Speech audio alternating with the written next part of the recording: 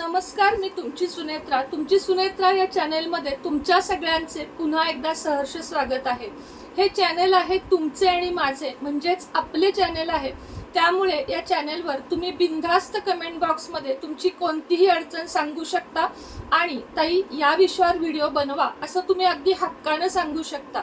अगदी मोजक्या शब्दात 5 ते 7 मिनिटाचे व्हिडिओ या चॅनेलवर असणार आहेत। इन डिटेल माहितीसाठी इंडियन मॉम सुनेत्रा हे आपलं चॅनेल आहे, पण इथे अगदी थोडक्यात फापट पसारा न लावता आपण व्हिडिओला सुरुवात करत असतो।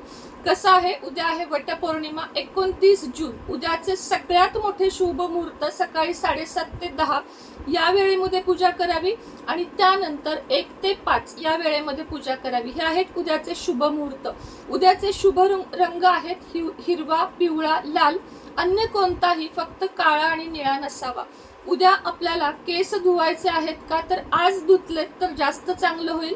पण उद्या पिरियडचा 5वा दिवस असेल, मांसाहार केला असाल किंवा तुमच्यात वेगळे काही गोष्टी नवरा बायकोच्यातल्या झाल्या असतील तरीही तुम्ही उद्या केस धुवू शकता। कुठलंही काही त्याच्यानं नुकसान होणार नाहीये, पण शक्यतो आज धुवून घेतले तर जास्त चांगले होईल। कारण पौर्णिमेला केस धुवू नयेत, नख कापू नयेत, केस कापू नयेत, दाढी करू नये अशी मान्यता आहे। पण अगदीच ते तसंच धरून बसलं पाहिजे असं बिलकुलही नाहीये। तुम्हाला इच्छा असेल तर तुम्ही उद्या केसावरून आंघोळ करू शकता। पुढची गोष्ट म्हणजे उद्या आंघोळीच्या पाण्यामध्ये चिमूटभर हळद आपल्याला नक्की घालायची आहे। यामुळे आपण डोक्यावरून जरी आंघोळ केली तरी जे काही दोष मी म्हणते ग्रहताऱ्यांनुसार ते आपल्याला लागू होत नाही। त्याच्यानंतरची गोष्ट, प्रेग्नंट स्त्रियांनी 3 महिने पूर्ण झाले असतील तर वडाच्या झाडाची पूजा करू नये। शास्त्रीय कारण याच्यासाठी काय आहे, तर वडाच्या झाडापाशी अडीअडगळ असते, किडा, मुंगी, विंचूक, साप यासारखे प्राणी असतात आणि म्हणून 3 महिन्याच्या पुढे गरोदर स्त्रियांनी वडाच्या झाडापाशी जाऊ नये असं म्हणतात। पण त्यातूनही तुमची अमाप इच्छा असेल, काही स्त्रियांच्या पहिल्याच वटपौर्णिमे दिवशी त्या प्रेग्नंट असतात, अशा महिलांनी अवश्य जावं। मात्र उपवास करून आपल्या होणाऱ्या बाळाला आणि आपल्या बाळाला आपल्या स्वतःला काही नुकसान होणार नाही याची काळजी घ्यावी। पण शास्त्र असं सांगतं की वटपौर्णिमेचा उपवास 3 महिने झालेल्या स्त्रीनं करू नये।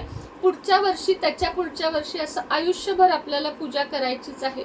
उद्या सवाष्णींनी हातामध्ये हिरव्या बांगड्या, कपाळी कुंकू, भांगामध्ये कुंकू, पैंजण, जोडव्या हे सगळं अवश्य घालावं। किमान 5 सवाष्णींची ओटी उद्याच्या दिवशी अवश्य भरावी।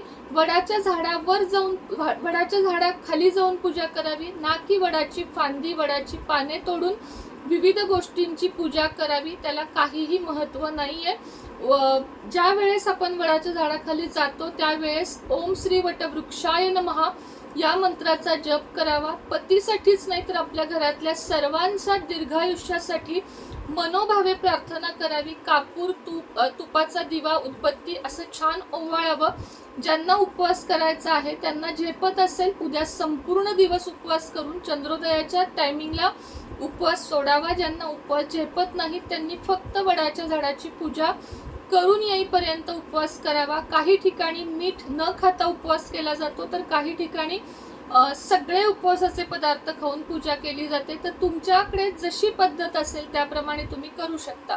पिरियडचा 5वा दिवस असेल तरीही पूजा करू शकता। सुतक सोयर असेल तर पूजा करू शकत आपण नाही। तर ही होती आजची वटपौर्णिमेविषयीची विशेष माहिती। व्हिडिओ आवडला तर लाईक, शेअर, सबस्क्राईब करा। पुन्हा भेटेन नवीन व्हिडिओ सोबत। तोपर्यंत सगळ्यांनी स्वस्थ रहा, मस्त रहा, आपली काळजी घ्या।